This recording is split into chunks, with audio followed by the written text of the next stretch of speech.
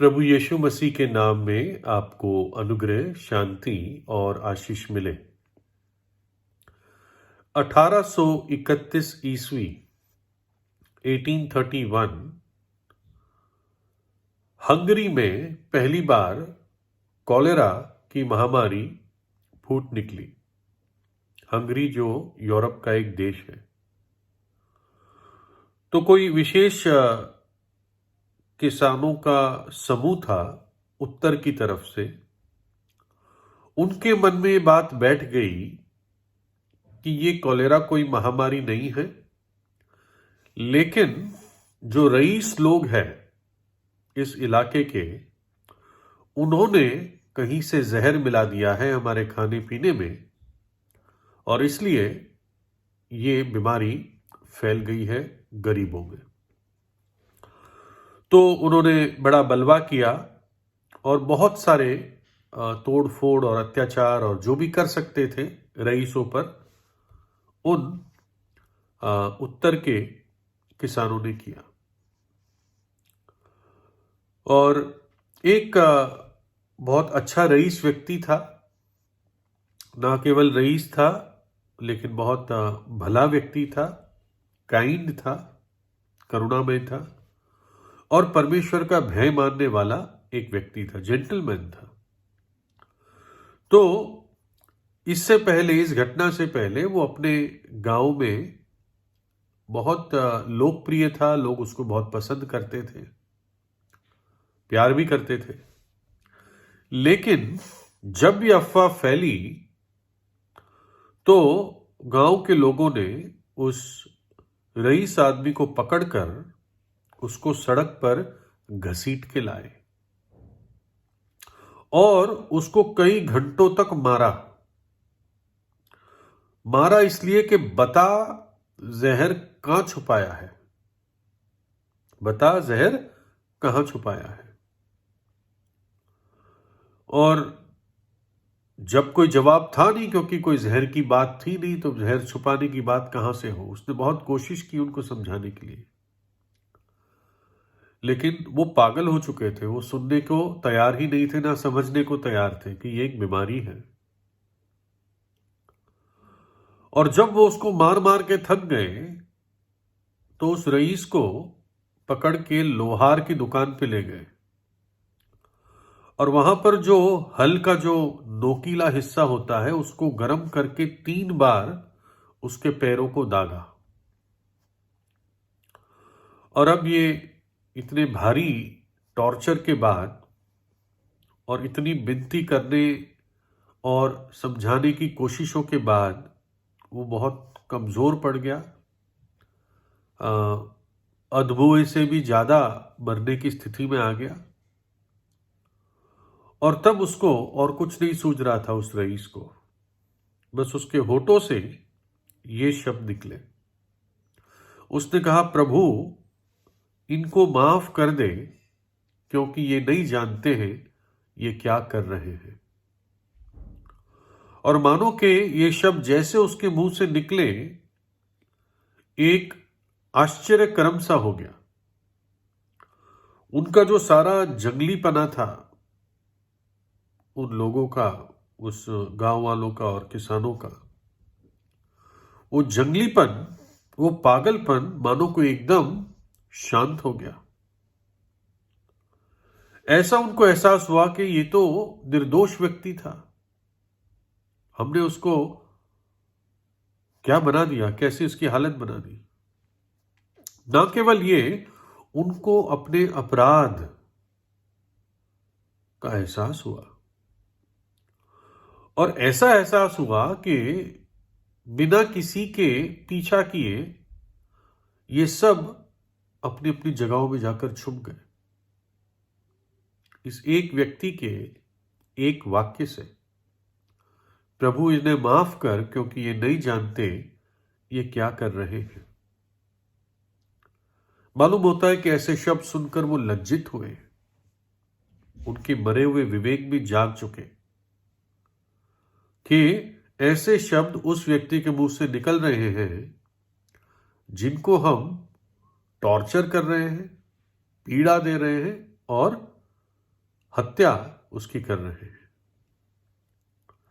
देखिए, जो रईस आदमी था ये इन लोगों के बीच में लोकप्रिय था एक समय पर, लेकिन जब उन लोगों को एक धोखा सिखाया गया कि ये रईसों ने किया है, तो उनकी आंखें अंधे हो गई।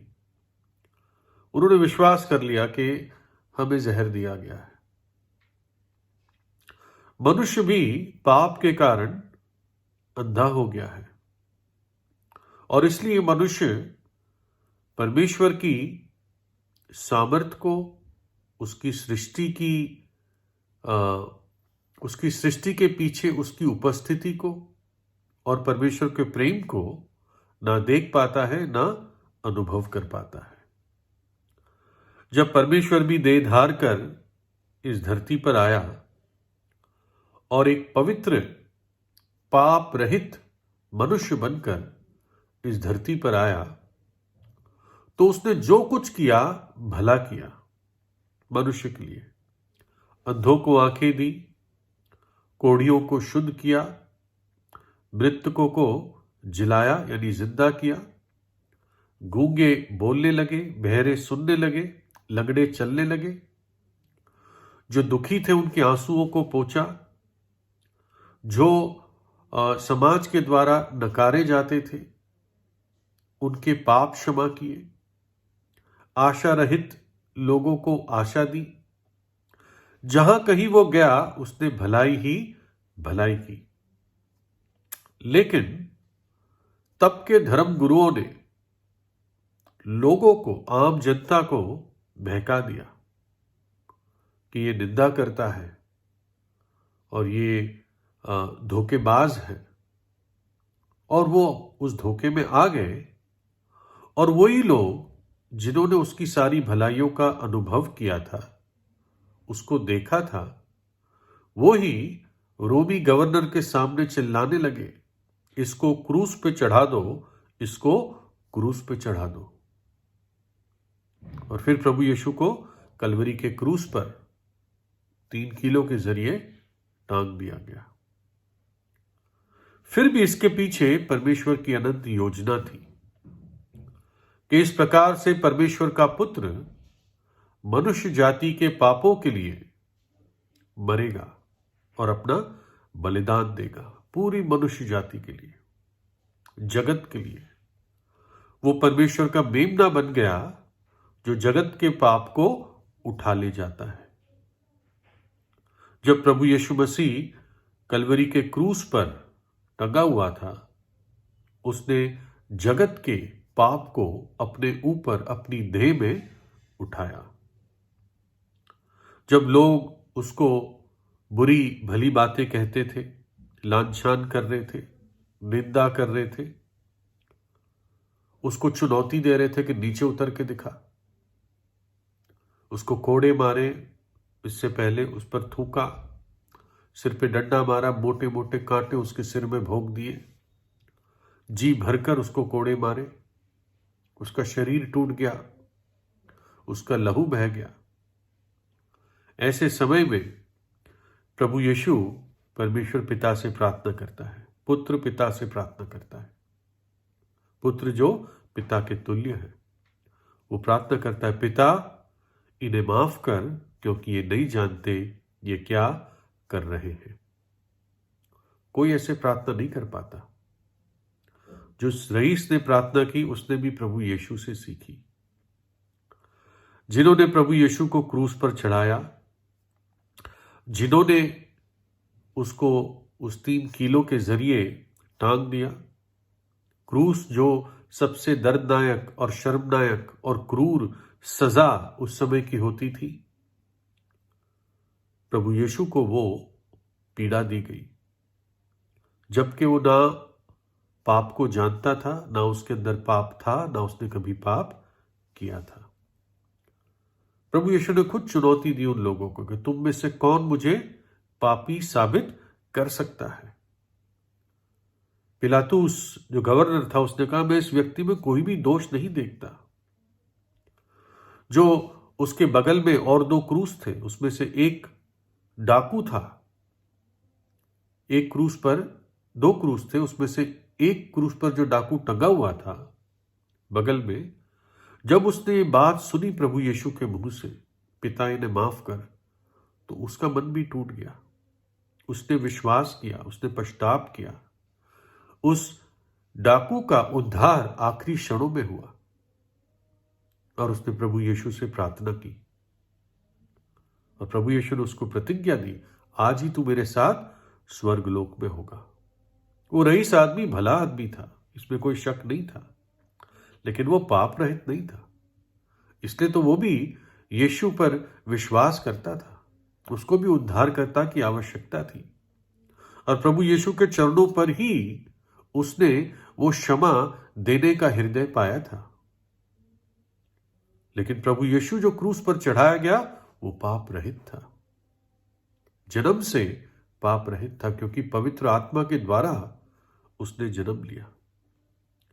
उसने कभी कुछ गलत नहीं किया, लेकिन हमारे पाप को उठाया, हमारे गलत को उठाया, हमारी सजा को उठाया, हमारे न्याय को उठाया, अपने ऊपर हमारे पापों के लिए प्रायश्चित किया।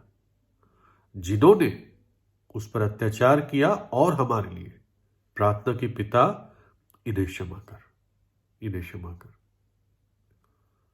और तीसरे दिन मृतकों में से जी उठा और अब ये पूरी मनुष्य जाति को आज्ञा देता है कि हर मनुष्य हर जगह अपने पापों से फिरे, पश्चाताप करे और विश्वास करे, प्रभु यीशु के नाम पर विश्वास करे, धर्म पे नहीं, प्रभु यीशु के नाम पर। यीशु का नाम का अर्थ ही है जो अपने लोगों को उनके पापों से छुड़ाएगा, पापों से छुड़ाने वाला, बचाने वाला, उद्धार देने वाला, मुक्ति देने वाला।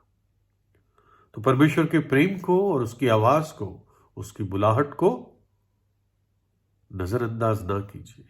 आज ही प्रभु यीशु से प्रार्थना कीजिए और उस पर विश्वास कीजिए। प्रभु यीशु आपको आशीष दे।